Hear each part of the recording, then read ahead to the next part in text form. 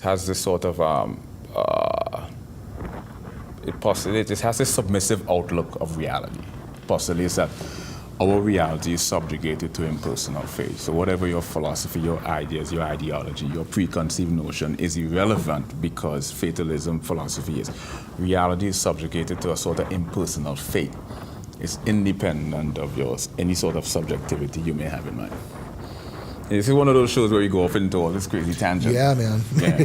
Yeah. Well, I think transdisciplinary methodology works a lot here, because it helps to explain certain things that might be a little bit more difficult to grasp if you look at just by itself. Mm-hmm. Like for me, with all of the talk about like psychology and systems, everything that we were just talking about, or are you to me like it comparative makes pathology it at a all, lot or? easier